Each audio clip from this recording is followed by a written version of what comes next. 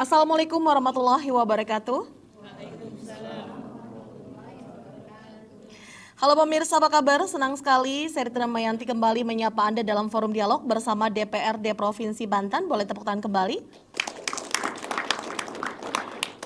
Ya pemirsa, setelah menindaklanjuti hasil fasilitasi Kemendagri RI terhadap fasilitasi rancangan peraturan daerah Provinsi Banten tentang pemajuan budaya akhirnya 19 Maret 2024 lalu, Perda Pemajuan Kebudayaan di Provinsi Banten resmi disahkan oleh DPRD Provinsi Banten.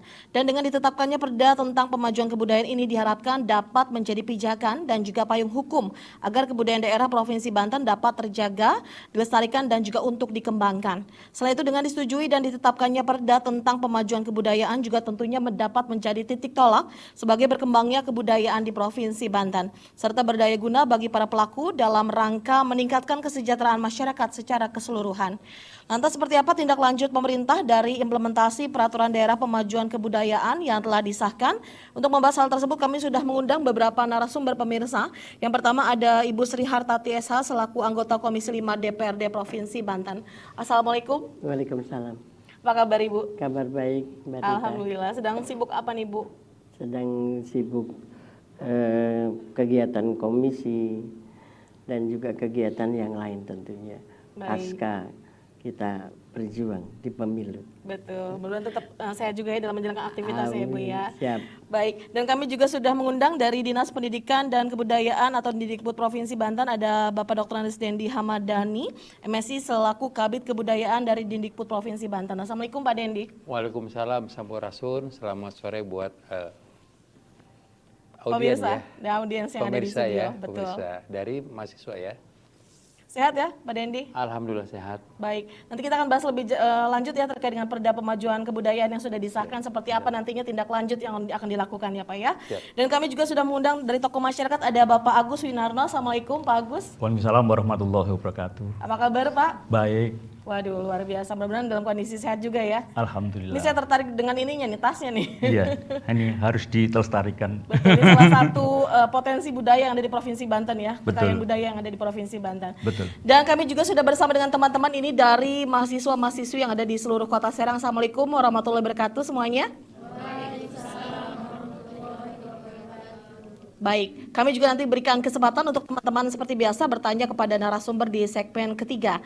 Dan sebelum membahas tema kita lebih jauh pada hari ini, saya bertanya bagaimana Ibu Sri melihat potensi kebudayaan yang ada di Provinsi Banten saat ini, Bu. Baik, terima kasih Mbak Rita, para pemirsa yang saya hormati, Pak Kabid dan juga Pak Agus, tokoh masyarakat. Tentunya kita masyarakat Banten wajib bersyukur bahwa hari ini kita masyarakat Banten akan berpikir dan bercerita serta bagaimana kebudayaan yang kita miliki di Provinsi Banten ini bisa kita lestarikan. Ada kekuatan besar sebenarnya, yaitu kekuatan Barat dan Timur. Kita cerita Banten Barat ada Kota Tangerang dengan budaya Cina bentengnya. Ada Sunda Betawi. Berbagai macam kebudayaan ada di sana. Terus Kesultanan yang ada di Serang. Baduy yang contohnya ada di kanan saya. Pelestarian budaya Banten sungguh sangat luar biasa. Nah, ini bagaimana masyarakat Banten, mari bersama-sama lestarikan itu sebagai cikal bakal bahwa kita bangsa Indonesia, khususnya masyarakat Banten, mampu melestarikan budaya yang cikal bakalnya pasti dari leluhur kita semuanya. Ini yang kekuatan potensi-potensi itu ada di Baduy, Kesultanan, ada budaya di Tangerang, ada juga budaya Betawi dengan berbagai macam dialek yang berbeda. Nanti pasti ada pertanyaan yang sampai ke situ. Bagaimana Baduy dengan bahasa sehari-hari, bagaimana Pandeglang, bagaimana Serang, ada yang namanya bahasa Sunda reang ya, Jawa reang ya, Jawa apa? Serang. Serang, Jaseng. Dan lain sebagainya. Ini yang akhirnya perda itu menjadi payung hukum dalam kita berpijak untuk pelestarian budaya. Mungkin itu potensinya Mbak Rita. Oke, lalu kalau misalnya untuk hal apa sih Bu yang paling melatar belakangi akhirnya perda pemajuan kebudayaan di Provinsi Banten ini disahkan akhirnya Ya. kemarin? Kita berpikir anggota DPRD Provinsi Banten khususnya Komisi 5 yang membidangi pendidikan dan kebudayaan berangkat dari rasa memiliki budaya itu. Terus kita sering kunjungan kerja ke Yogyakarta, ke Bali, ke daerah-daerah yang mengagungkan tentang kebudayaan. Akhirnya kami Komisi 5 tertarik untuk bagaimana di Banten yang syarat dengan kebudayaan itu juga punya peraturan yang mengikat, yang nantinya pemerintah harus hadir juga dengan peraturan yang kita rencanakan dan alhamdulillah sudah disahkan. Mungkin itu latar belakang Betul. kami. Dan memang kita tahu bahwa Provinsi Banten ini memiliki budaya yang luar biasa, potensi Iya. budayanya. Jadi alangkah baiknya ada payung hukum yang Ada memang payung untuk hukum. melindungi kebudayaan tadi ya Bu Iya. ya. Ibu, kita juga tahu bahwa perubahan peradaban yang begitu cepat saat ini yang didorong oleh kemajuan teknologi, globalisasi, bagaimana Anda melihat dampak yang terjadi pada ketahanan budaya yang ada di Provinsi Banten, khususnya pada generasi muda? Ya oke. Nah, saya cerita segi positif. Dengan era globalisasi, dengan media sosial yang sangat luar biasa, sebenarnya menjadi percepatan untuk bagaimana pelestarian budaya dengan mudahnya dieksplor dengan melalui media sosial itu. Nah, yang kedua, bagaimana kebudayaan itu oleh para generasi muda dimainkan sebagai aset kita untuk bagaimana masyarakat luas mengetahui tentang itu, tentang kebudayaan yang Ibu sebutkan tadi. Oh, Baduy seperti apa? Oh, kesultanan seperti apa? Mari bersama-sama dengan era globalisasi dan kemajuan teknologi itulah mempermudah bagaimana rakyat yang belum mengetahui tentang Banten akan lebih mudah mengetahui. Yang akhirnya masyarakat Indonesia berbondong-bondong datang ke Banten. Nanti Pak Kabid cerita juga lebih dalam lagi bagaimana Banten memajukan kebudayaan plus melestarikan budaya itu dengan dibantu dengan kecanggihan teknologi yang hari ini sudah menjadi pegangan kita semua. Ketika kemajuan teknologi tidak digunakan untuk manfaat, bahwa Banten itu punya budaya yang luar biasa loh, gitu. Hari ini ngomong klek semuanya sudah tahu. Upload lagi di mana gitu. Iya.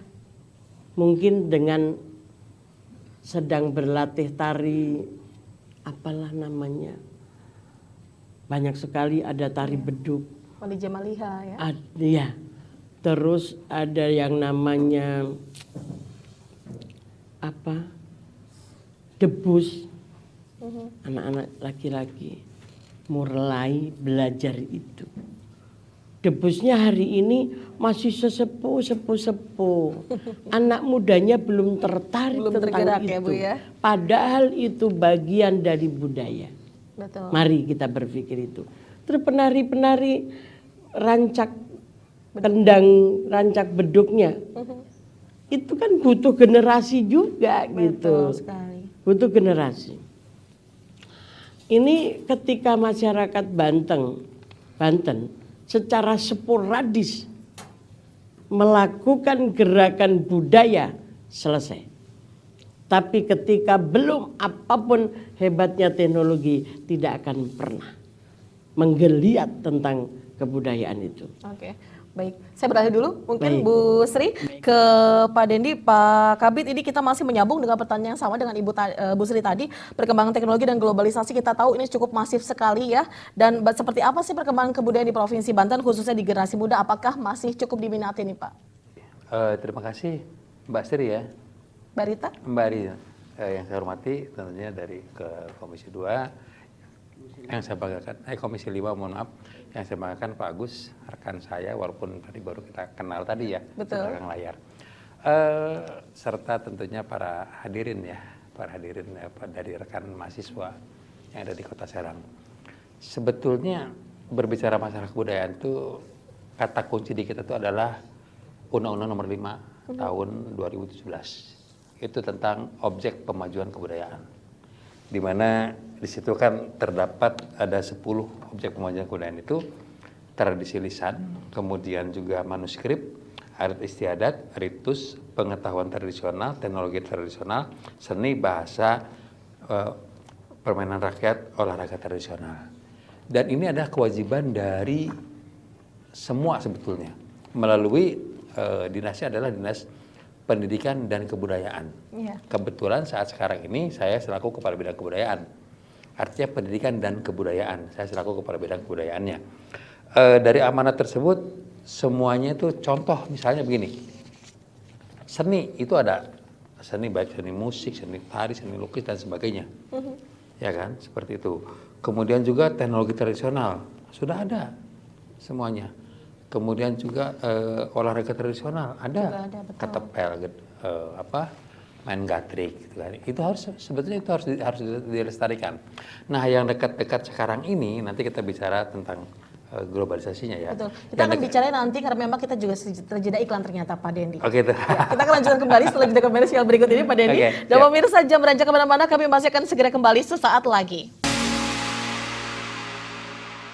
Terima kasih pemirsa, Anda masih bersama kami dalam forum dialog bersama DPRD Provinsi Banten dan kita masih membahas tentang dorong potensi budaya melalui Perda Pemajuan Kebudayaan yang telah disahkan. Seperti apa kelanjutannya? Seperti kelanjutan tadi yang seperti sudah dibahas sebelumnya, silakan dilanjutkan apa yang menjadi pembahasan Anda, silakan Pak Dendi. Ya, sebetulnya budaya itu yang sudah dari Komisi 2 sudah sampaikan, Bu Sri. Siapa? Ya, seperti itu. Memang sangat-sangat luas ya, sangat banyak sekali. Contoh misalnya di Kabupaten Lebak itu untuk kesepuhan itu dia sudah memperdakan terdapat 134 kesepuhan. Yang kita kenal yang sudah terbiasa itu kan Cisungsang. Sudah begitu memasyarakat sekali. Betul. Cisungsang. Padahal di belakang Cisungsang itu banyak, ekornya itu banyak. 134 totalnya itu yang sudah diperdakan. Ya kan, ada Cibareno yang itu kan, ada Cibadak. Dan itu setiap tahun tuh mereka tuh mengajukan ke Provinsi Banten melalui bidang kebudayaan seperti itu. Nah, sekarang ini kan karena pertanyaan yang berkaitan dengan teknologi yang sudah ada, walaupun teknologi sekarang sudah ada, tapi tetap kebudayaan itu mereka tuh berusaha melestarikan melalui para pelaku-pelakunya itu. Para pelaku di sini bisa perseorangan, bisa kelompok. Karena untuk kelompok biasanya kita pisahkan dulu. Yang tadi saya sampaikan itu adalah warisan budaya tak benda atau bisa disebut WBTB. Ya kan, yang tadi ada manuskrip, tradisi lisan, olahraga tradisional dan sebagainya itu masuknya adalah warisan budaya tak benda WBTB. Nah, di Perda itu hanya berkaitan dengan WBTB saja, tidak berkaitan dengan cagar budayanya. Cagar budaya Undang-Undang Nomor 10 tahun 2011. Itu beda undang-undang lagi. Ketika kami melaksanakan untuk pelaksanaan Perda itu, ya kita keluarkan dulu terkait dengan cagar budaya. Contoh misal cagar budaya itu adalah yang sudah disahkan oleh kita itu ada beberapa lokasi yang sudah SK Gubernur itu, contoh Bendung Pamarayan. Itu cagar budaya. Kemudian Patapan, situs Patapan. Kemudian yang di Pandeglang, kemudian situs Cibedug, satu lagi yang di Lebak. Itu yang sudah di-SK-kan oleh kita. Nah, kaitannya dengan tadi itu disampaikan berkaitan dengan teknologi, saya jamin teknologi sebagaimanapun juga tetap mereka itu diturunkannya kepada ahli warisnya itu tetap mengikuti. Saya lahir dari kecil, lahir di Serang, dari kecil sudah tahu yang namanya debus Banten. Tapi sampai dengan sekarang debus masih ada, pegiatnya masih banyak, pelakunya saja. Terus kemudian untuk misalnya untuk para sanggar-sanggarnya banyak, Bu. Yang tercatat di kita aja hampir 500, Bu. 496 sanggar. Yang ada di Banten. Yang ada di Banten, itu yang tercatat. Nah, dari 496 itu kan seharusnya memang itu kelemahan di kami, karena kan berkaitan dengan anggaran. Itu seharusnya, Bu, nanti ke depan itu mudah-mudahan, jadi persanggar itu minimal punya akte notaris lah. Dengan adanya akte, karena kan sekarang sudah sistemnya sudah transfer ya, semua lewat transfer seperti itu. Nah, ketika mereka tidak punya akte notaris, tidak ada pengesahan dari aparat terkait seperti itu, tidak bisa masuk karena sudah sistem transfer gitu. Nah, itu salah satu contohnya. Kami pernah mengajukan kan kalau di pemerintahan mah larinya ke indikator kinerja utama ya, berbicara seperti itu, IKU seperti itu. Kalau pas penelitian itu biasanya kami pernah mengajukan itu, tolong fasilitasi yang 496 sanggar-sanggar ini, karena mereka tidak kita bisa bantu kepada mereka itu ya karena terkendala dengan aturan yang berlaku gitu. Dari 490 itu mungkin hanya ada 20 sampai 30 sanggar yang resmi, yang punya, semuanya resmi. Tapi tadi ada kendala tadi iya, ya? kendalanya tadi kan, karena pencairan turut bendahara harus transfer ya, harus rekening mereka seperti itu. Harus ada pengesahan dari akte notaris tadi. Iya. Oke. Lalu Pak Dedi, kita tahu kan Perda Pemajuan Kebudayaan sudah disahkan kemarin ya, di akhir bulan Maret 2024 oleh DPD Provinsi Banten. Lalu diharapkan juga nantinya kebudayaan Banten ini dapat terjaga, dilestarikan dan juga dikembangkan khususnya di generasi muda. Lalu seperti apa nantinya implementasi yang telah mungkin ataupun juga akan dilakukan oleh Didikbud Banten sendiri, Pak? Implementasinya mungkin akan berkaitan dengan kepenganggaran ya, karena saya pernah di perencanaan juga, pernah di Bapeda selama 4 tahun. Artinya bohong berbicara masalah pemajuan tanpa didukung dengan penganggaran. Mohon maaf, Bu, ya seperti itu. Ibu sudah paham lah, kan fungsi controllingnya ada di Ibu, fungsi budgetingnya ada di kita, akan seperti itu. Fungsi Ibu kan controlling dari Dewan itu. Kalau sekiranya satu sanggar aja kan dibutuhkan notaris itu kan sekitar 3,5 juta. Dikalikan saja itu. Ya seperti itu, sudah berapa juta itu kan? Sudah berapa miliar mungkin. Larinya seperti itu. Nah, dengan adanya perda ini kami berterima kasih sebetulnya, Bu. Artinya concern terkait dengan kebudayaan itu sudah mulai diakui. Artinya ketika nanti kami berdebat dengan tim para peneliti, kalau bahasa kasarnya kami bilang berdebat dengan tim peneliti, sudah ada dasar. Ini loh kami sudah punya perda. Perda itu mengatur itu. Karena kita juga kalau di pemerintahan itu karena di Kemendagrinya begitu harus mengikuti aturan yang ada. Ya artinya dengan adanya perda ini ya mudah-mudahan kembali lagi seperti juga ketika saya membahas perda itu saya sampaikan ketika perda ini jadi dan sudah selesai dan dapat dipergunakan ya resiko terkecilnya penganggaran harus lebih besar. Jadi mohon pengawalannya, Bu, nanti, Bu, terkait dengan penganggaran itu. Ya contoh saja begini. Di Provinsi Banten ini kan agak kecil ya. Kalau tadi bicara Jawa Tengah itu hampir 10 kali lipatnya dari Banten anggarannya. Untuk kebudayaan sendiri? Iya. Oke. Makanya karena itu dengan adanya perda baru nanti bisa didorong juga dari sisi anggaran ya. Itu jadi acuan kita nanti perda itu. Baik Pak Kabid, saya beralih dulu ke Pak Agus yang mungkin juga sudah menunggu ini pertanyaan dari saya. Pak Agus, kebudayaan kita tahu merupakan kearifan ya Pak dan juga keunikan yang dimiliki oleh suatu wilayah dalam kearifan lokal bagi warisan Provinsi Banten. Bagaimana Anda melihat perkembangan kebudayaan di Provinsi Banten? Apakah sudah dilestarikan dengan baik oleh pemerintah ataupun juga masyarakatnya? Bismillahirrahmanirrahim. Kula nuwun. Assalamualaikum warahmatullahi wabarakatuh. Mohon izin Bapak Kabid sama Ibu Sri dan hadirin sekalian. Selama ini kebudayaan di daerah Banten ini sudah baik, namun belum merata dan belum sampai target. Kenapa saya katakan demikian? Karena masih ada di antara kita itu, antara pemerintah dan masyarakat itu belum bersatu, belum sinkron, belum sinergi. Ada masyarakat kita yang punya bakat seni, atau seorang budayawan tapi belum tahu caranya merapat ke pemerintah. Ada banyak.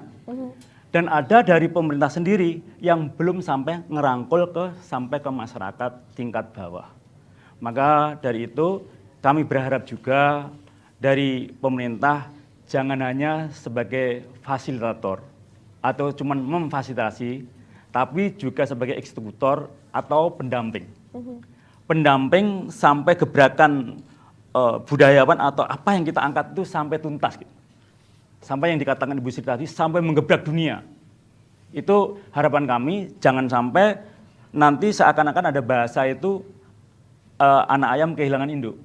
Seniman jalan sendiri, budayawan jalan sendiri, pemerintah jalan sendiri. Yeah. Ini yang kami harapkan. Harus ada kolaborasi ya? Ya, harus kolaborasi. Ini yang jadi masalah di antara kita. Memang kalau kita harus merapat ke pemerintah itu harus ada yang menjembatani. Nah, jawaban dari Perda ini adalah jawaban dari keluhan selama ini. Keluhan kita selama ini ya dari Perda ini. Kalau Perda ini jalan dengan baik sampai benar-benar terrealisasi, saya yakin Banten akan lebih baik daripada sebelumnya. Betul. Saya punya keyakinan seperti itu.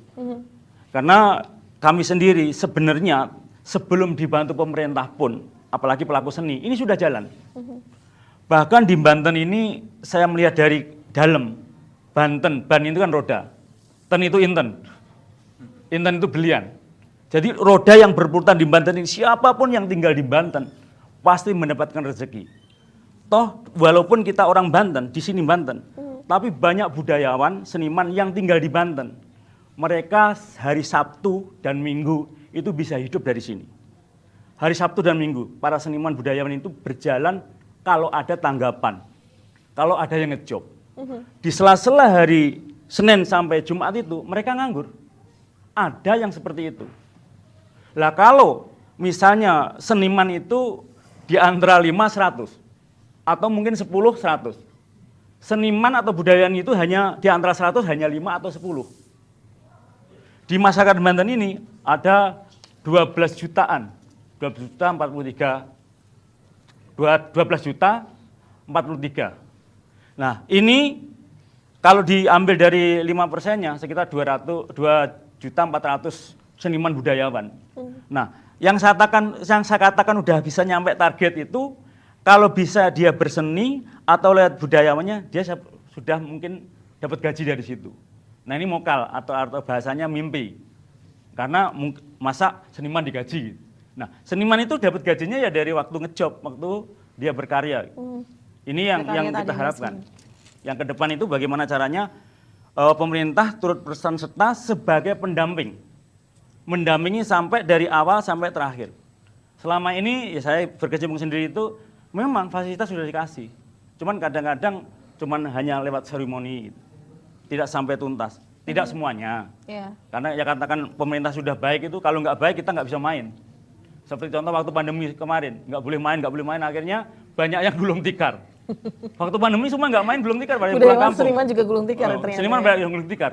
Itu tandanya memang nggak boleh main. Ternyata dari pelindungan, dari izin segala macam pemerintah luar biasa. Berarti dengan adanya Perda disahkan ini juga membawa angin segar tentunya untuk budayawan dan juga seniman yang ada di Banten ya Pak. Ini jawaban keluhan selama ini kita termasuk. Makanya Bu Sri Hartarti luar biasa itu melihat yang dibawa, oh ini toh jawaban selama ini sebagai jembatan. Tepuk tangan dong untuk DPD Provinsi Banten yang telah mensahkan Perda Kemajuan di Provinsi Banten. Namun kita akan bahas lagi, mengulik lagi seperti apa implementasinya setelah jeda komersial yang berikut ini. Pemirsa jangan beranjak kemana-mana, kami masih akan segera kembali.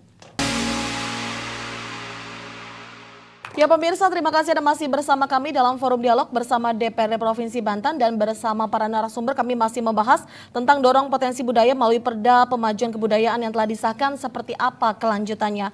Bu Sri, kita tahu Perda Pemajuan Kebudayaan ini bukan hanya sebagai payung hukum, namun juga sebagai wadah pengembangan, pemanfaatan dan juga pembinaan. Lalu dari sisi perlindungan sejauh mana DPRD Provinsi Banten bersama pemerintah menginventarisir apa saja yang menjadi kekayaan budaya di Provinsi Banten, termasuk budaya yang mungkin saat ini sudah mulai terlupakan, Bu.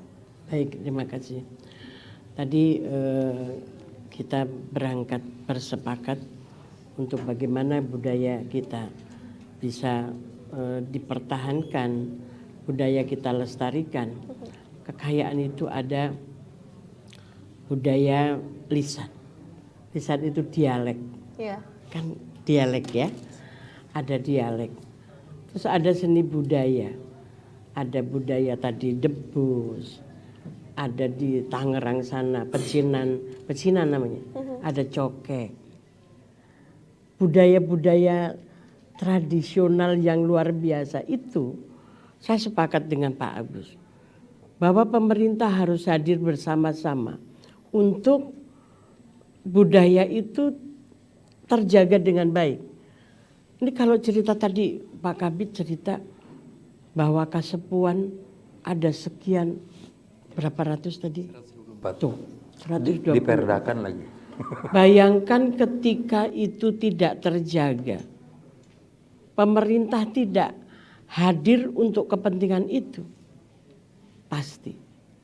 Budaya yang kita selalu sebut budaya itu menjadi apa ya? Pegangan budaya itu. Ketika kita berbudaya, kita melestarikan budaya, bagian dari kita semuanya sebagai warga bangsa, sebagai individu yang mengerti betul tentang cikal bakal kita ada di sini. Gitu. Kalau cerita tentang budaya sebenarnya jadi kemana-mana. Rangkaian kehidupan itu cikal bakalnya kebudayaan. Ini mari saya ingin sampaikan mumpung hari ini ketemu anak-anak muda, para mahasiswa yang nantinya ke depan yang akan menjaga Banten ini. Ini semua dari Banten ya? Iya. Ya oke.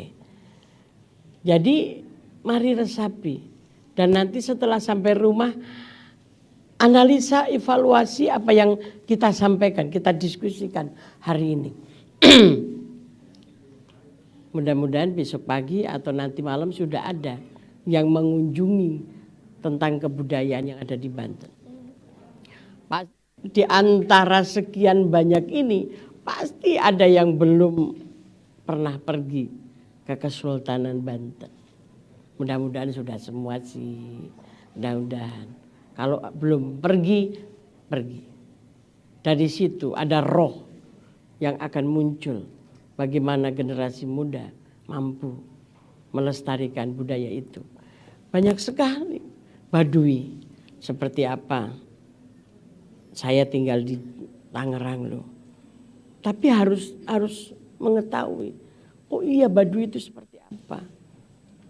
Kita harus tahu, luar biasa. Budayanya yang unik. Unik tapi itu memang ada. Kita harus hormati, harus hargai. Kita tidak boleh juga kok begitu sih nggak boleh. Melestarikan budaya adalah tenggang rasa dan pemahaman dalam artian menjaga kebersamaan. Coba kapan-kapan pergi ke Baduy ngobrol di sana cerita. Oh saya banyak cerita tentang di Baduy sana. Tapi karena waktunya pasti nggak cukup ya Mbak Rita, kita bercerita. Untuk itu kekayaan budaya Banten wajib dilestarikan. Dan pelestarian budaya tadi bisa dilakukan oleh generasi muda ya Bu ya? Harus.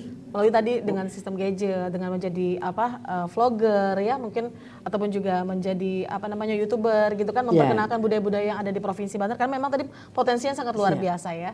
Coba foto-foto di latar belakang Baduy, terus di-upload. Pasti yang melihat akan tanya, ini di mana gitu. Nah mulai dah diskusi. Ayo dong mulai budaya diskusi anak-anak muda. Anak-anak muda ayo belajar gitu. Karena kayak Pak Kabit. Pasti dulu Mas Agus, budayawan, seniman. Ini penyanyi campur sari yang keren. Tapi luar biasa ketika diskusi dengan Mas Agus. Orang dulu loh bukan orang sekarang. Nah untuk itu anak-anak muda mari lestarikan budaya kita. Jangan sampai budaya yang adiluhung itu hilang. Karena apa? Kita tidak menjaga itu. Betul. Mungkin itu Mbak Rita. Saya beralih kembali ke Pak Agus. Pak Agus, bagaimana Pak Agus melihat sejauh ini peran pemerintah Provinsi Banten dalam menghidupkan ekosistem kebudayaan Pak yang ada di Provinsi Banten? Sebagian sudah hidup di wilayah situ. Namun kekurangan-kekurangan tentunya masih ada. Contoh nih, saya semalam mau nyari baju Baduy aja, sulitnya minta ampun. Coba kita membayangkan, termasuk ini PR-PR anak-anak muda ini. Bayangkan suatu saat setiap toko ada pakaian Baduy. Mindset is pray, pola pikir adalah doa. Jadi yang hadir saat ini bayangin di sini. Suatu saat akan saya punya toko pakaian adat. Nyarinya beberapa kecamatan nggak ada.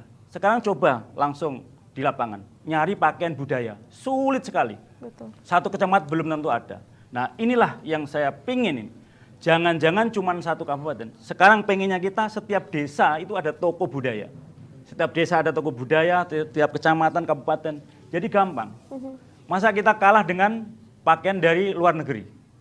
Padahal yang kebanggaan kita, yang jadi masalah juga dari kita, setelah melihat kekurangan-kekurangan dari pemerintah itu, kita suatu saat yang akan menyempurnakan. Oh, bagaimana supaya penghidupan di wilayah itu hidup semua? Contoh, kalau ada perusahaan besar, ini kan sekarang pakai tenun. Pakai tenun, memang kalau pakai tenun itu mungkin dari bahan bakunya dan lainnya masih bermasalah saat ini karena stok di mana-mana nggak ada, nggak semua ada. Tetapi dari kita, bagaimana suatu saat saya jadi pengusaha pakaian Baduy? Tanamkan dari sekarang. Apa yang Anda pikirkan, tandanya sudah dekat. Apa yang Anda katakan akan terjadi. Mindset is pray, pola pikir adalah doa. Maka dari itu, dari kekurangan-kekurangan yang ada di mana-mana, terutama di 8 kabupaten ini, belum semuanya berjalan. Belum semuanya berjalan lancar. Dari sekarang, ayo setelah itu, dari pemerintah sendiri, coba. Dari pembelajaran-pembelajaran semua tentang tenun dan sebagainya itu diajarkan kepada sekolah-sekolah Bapak. Nah ini belum ada. Saya tanya anak saya tiga-tiganya, kamu udah pernah diajarin tenun belum? Belum. Tenun Baduy? Belum loh. Kita tinggal di wilayah Banten, tapi kebanggaan kita belum diajarkan. Ini salah satunya. Kemudian yang kedua, minimnya SDM kebudayaan. Nah ini harus ditinggalkan juga. Maka dari itu, kata Bung Karno, berilah aku 10 pemuda, akan kugoncang dunia. Nah ini 10, lebih dari 10 ini. Iya. Kalau yang hadir saat ini akan menggoncang Indonesia gampang. Bikinlah karya, bikinlah prestasi yang dari Banten ini munculkan. Di sana memunculkan goloknya, betul enggak? Di sini munculkan musiknya, di sana munculkan tarinya, di sininya bahasanya, di sininya pakaiannya. Setiap yang ada kebudayaan atau warisan nenek moyang ini minimal dari kita sendiri. Ayo jaga, kata Bu Sri, jaga. Setelah jaga, saya harus melestarikan, saya harus jadi pengusahanya. Jadilah pemain, jangan hanya jadi penonton. Ini virus positif. Ini termasuk spiritual nih. Semua yang hadir saat ini anak-anak muda suatu saat jadi orang besar semua. Amin. Yang mengangkat wilayah Banten adalah yang mulai hadir saat ini. Yakin Tuhan, alam seluruhnya menyaksikan bahwa ini sudah mau mulai mengangkat kebudayaan dari Banten. Yakin? Yakin nggak? Harus yakin. Harus yakin. Di saat engkau yakin, Gusti Allah akan memberkahi. Betul. Allah itu gimana yakinnya hambanya. Kata Allah begini, saya mah yakin, gimana yakinnya hambaku kepadaku. Karena itu saya yakin, suatu saat Banten akan jadi mercusuarnya provinsi dunia. Siapapun akan melihat, kalau nggak percaya kita buktikan. Andai kata semua sekolah, setiap hari Kamis pakai pakaian Baduy, se-Banten, bahkan se-Indonesia, dunia melihat nggak? Lihat. Minimal dari Banten loh, dari Banten dulu, hari Kamis. Ini Nuwun Sewu, hari Jumat itu budaya dari luar, tapi kita akui sebagai budaya kita. Sinkronisasi, pakaian koko. Hari Jumat pakai pakaian peci, benar nggak? Hari Kamisnya atau hari apanya, pakai pakaian Baduy. Saya yakin ini akan menggebrak sedunia. Oke. Mungkin ini sampai ke nasional nih. Semua pakai pakaian Baduy hari Kamis atau hari yang juga lain. ada wacana juga yang katanya mewacanakan untuk generasi muda khususnya para pelajar menggunakan baju adat juga itu ada wacana juga dari kementerian apa ya kalau tidak salah ya, Kementerian Pendidikan ya dan Kebudayaan. Baik, kita akan mungkin jeda dulu karena kita akan berikan kesempatan untuk teman-teman bertanya kepada narasumber. Kita tampung dulu, boleh dari sebelah kanan, silakan. Boleh berdiri. Ya, Assalamualaikum warahmatullahi wabarakatuh. Waalaikumsalam warahmatullahi wabarakatuh. Mohon maaf, izin bertanya. Sebagai anggota DPRD yang dekat dan senantiasa bersinggungan dengan masyarakat, adakah saran dan masukan yang disampaikan masyarakat baik seniman, budayawan secara langsung kepada Komisi 5 agar nantinya perda yang telah disahkan bisa berdaya guna bagi pemajuan kebudayaan di Provinsi Banten? Ya. Terima kasih. Assalamualaikum warahmatullahi wabarakatuh. Waalaikumsalam warahmatullahi wabarakatuh. Selanjutnya pertanyaan kedua, boleh? Baik, Assalamualaikum warahmatullahi wabarakatuh. Waalaikumsalam warahmatullahi wabarakatuh. Mohon izin bertanya Bapak Ibu. Seperti yang telah dibahas tadi bahwa Perda Kemajuan Kebudayaan telah disahkan oleh DPRD Provinsi Banten. Lantas, bagaimana upaya yang akan dilakukan pemerintah untuk menjaga, mengembangkan, dan melestarikan objek budaya yang ada di Banten agar tidak luntur di kalangan pelajar? Apakah potensi budaya yang dimiliki Banten akan dimasukkan ke dalam kurikulum sekolah atau sebagai kegiatan ekstrakurikuler wajib siswa? Terima kasih. Assalamualaikum warahmatullahi wabarakatuh. Waalaikumsalam warahmatullahi wabarakatuh. Selanjutnya pertanyaan terakhir. Assalamualaikum warahmatullahi wabarakatuh. Izin Pak Bu menanyakan, beberapa waktu itu pemerintah melalui Kemendikbud mewacanakan pakaian adat digunakan sebagai salah satu seragam sekolah. Yang salah satunya untuk melestarikan objek kemajuan kebudayaan di Indonesia. Bagaimana pemerintah dalam menghadapi hal tersebut? Terima kasih. Wassalamualaikum warahmatullahi wabarakatuh. Waalaikumsalam warahmatullahi wabarakatuh. Boleh tepuk tangan untuk ketiga penanya kita. Baik, kita akan simpan dulu pertanyaannya, kita akan jawab setelah jeda komersial yang satu ini. Tetap dalam forum dialog bersama DPRD Provinsi Banten. Ya pemirsa, terima kasih Anda masih bersama kami dalam forum dialog bersama DPRD Provinsi Banten. Tadi di segmen sebelumnya kami sudah berikan kesempatan untuk teman-teman bertanya langsung kepada narasumber dan waktunya untuk menjawab.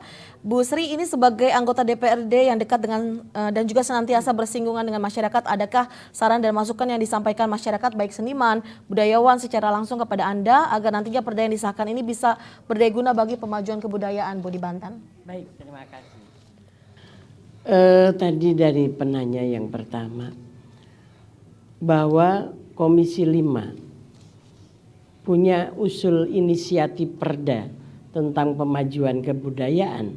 Latar belakangnya adalah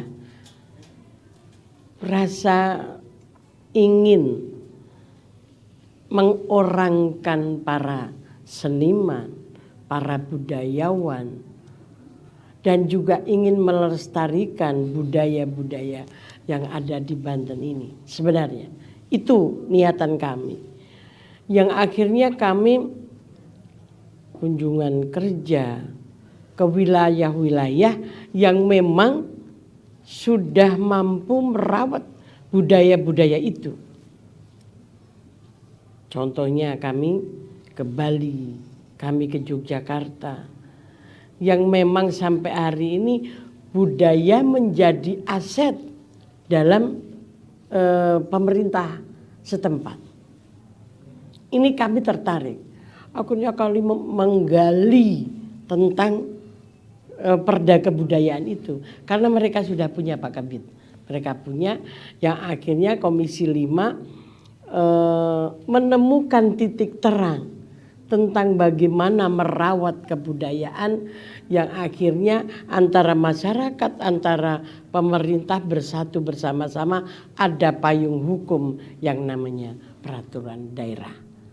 Nah, ini ketika peraturan daerah itu sudah ada, artinya bahwa para seniman, para budayawan, dan juga para pelaku usaha artinya bisa bersama-sama dengan pemerintah menjaga, melestarikan, dan juga merawat serta memajukan kebudayaan itu. Ini yang terjadi. Nah, Pak Kabid pasti merangkum hari ini cerita kita ini. Ada masukan bagaimana ketika hari tertentu seluruh kekuatan di Banten ini menggunakan pakaian adat. Di Yogyakarta terjadi, di Solo terjadi, di Bali terjadi.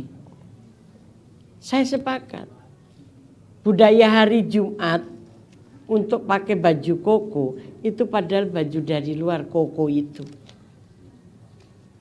Dilestarikan kok, dipakai dan kita mengakui itu. Terus sepakat atau tidak ketika budaya kita, contoh pakai pakaian adat Baduy, kalau di Jawa Tengah pastinya pakainya belangkon, bukan pakai iket, kan gitu. Kalau di Jakarta pakaiannya pakai baju kebaya encim ya, dan lain sebagainya. Nah, inilah pentingnya. Karena kami gelisah, kami cerita lah Komisi 5 ini. Terus saya bilang, ayo bikin perda dong tentang kebudayaan. Kenapa budaya Banten yang sangat luar biasa. Kita bangga ketika kita sedang melihat debus. Tapi kan masih pola pengasuhannya masih yang sangat sederhana, yang sangat tidak belum bisa up sebagai sebuah kekuatan daerah. Ini yang Pak Kabid mohon izin untuk diperhatikan itu. Sepakatlah ketika sudah ada peraturan daerahnya pasti sudah ada payung hukum sehingga para pelaku seni sudah bisa mengkoordinir dirinya atau koordinir sehingga bantuan pemerintah bisa hadir di tengah-tengah mereka.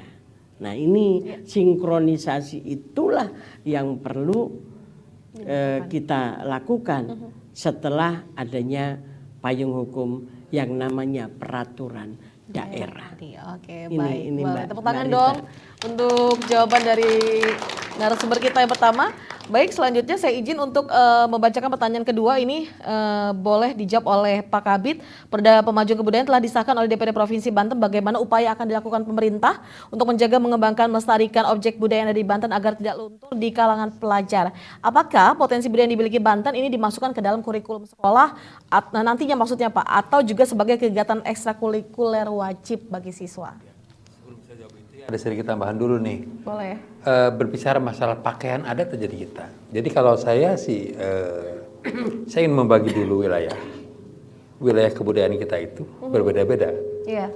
Semakin ke Tangerang, ke barat ya, itu kan semakin ke Jakarta. Jakarta. Betul. Semakin ke selatan itu kan semakin Sunda bahasanya itu. Iya. Semakin ujung selatan semakin kasar bahasanya. Nah, semakin ke barat gitu kan, ke daerah Banten itu kan semakin Jawa. Sampai ke sana Jawanya semakin ke selatan, ke utara ke sana, ke Anyar dan sebagainya itu kan semakin Jawa itu. Ya artinya dari segi itu aja kita sudah berbeda dari segi bahasa aja. Yang diuntungkan tuh orang Serang Bu, sebetulnya Bu. Orang Serang tuh minimal bisa 2 bahasa. Sunda bisa, Jawa bisa. Lebih ke barat itu lebih ke mana? Banten Lama itu apa? Barat apa utara apa selatan itu? Itu kan bahasanya sudah bahasa kesultanan, bebasan. Dan orang Serang pasti bisa. Sunda kasar, Jawa Serang bisa ya. Orang Serang pasti bisa. Jaseng bisa. Iya. Nah, saya tanya yang orang Tangerang, bisa nggak Jawa Serang? Nggak bisa kan? Jaseng kan? Ya, ya itulah Bu. Saya sekali lagi. Ya, artinya di sini beragam budaya itu yang membuat sampai dengan sekarang itu tidak pernah punya perda ya, SK-Gub atau Pergub terkait dengan pakaian adat. Tadi disampaikan, nanti mungkin dari perda itu bisa ditindaklanjuti dengan SK-Gub atau Pergub, itu bisa. Dulu, bukan dulu ya Bu ya, sebelum masih zamannya Pak WH ya, kalau saya bicara seperti itu, kita itu menggunakan pakaian adat itu yang mirip dengan Kesultanan Banten. Sekarang tidak dipakai. Sekarang tadi upacara nih semua nih Dinas Pendidikan dan Kebudayaan dalam rangka Hari Pendidikan Nasional sekarang ini menggunakan pakaian seperti ini. Dan topinya topi Baduy yang dicontohkan ini seperti itu. Ya kan? Keren dong. Ya, itu kan karena Hari Pendidikan Nasional aja. Kebetulan surat dari pusat itu adalah Direktur Jenderal Kebudayaan.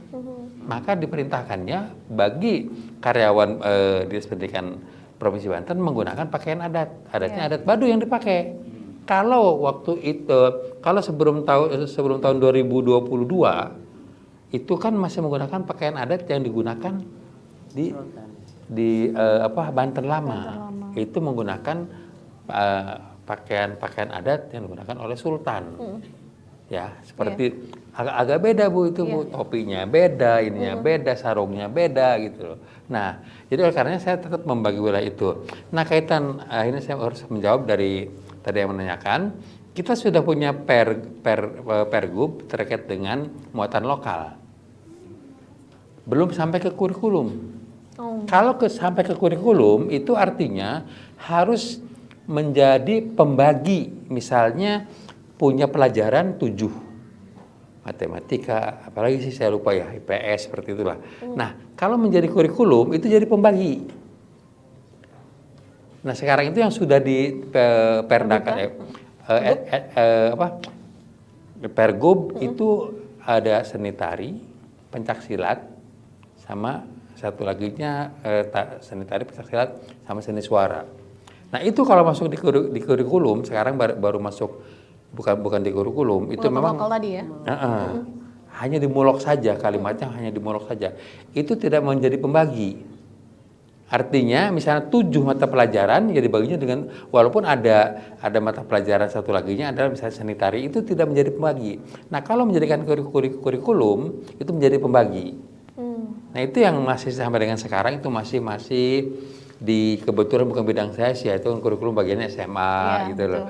Jadi tidak pernah selesai sampai dengan sekarang. Mohon maaf itu Bu. Ya nanti mungkin ya dari Dewan ya tanyakan. Berarti masih sebatas muatan lokal tadi ya Pak ya? Iya, karena kan menjadi pembagi itu kalau masuk di kurikulum. Kalau mulok silakan, tapi hanya ekstrakurikuler lah seperti itu. Oke, baik. Boleh tepuk tangan? Kita tidak terasa sudah ada di penghujung acara, tapi ada satu pertanyaan mungkin sedikit saja. Pak Agus, tanggapan Anda bagaimana dengan wacana Kemendikbud mewacanakan pakaian adat untuk digunakan sebagai seragam sekolah? Silakan sedikit saja sebelum kita pamitan karena sudah di penghujung waktu. Sangat setuju sekali, karena ini adalah yang harus kita jaga, bahkan orang kita jangan malu pakai pakaian adat.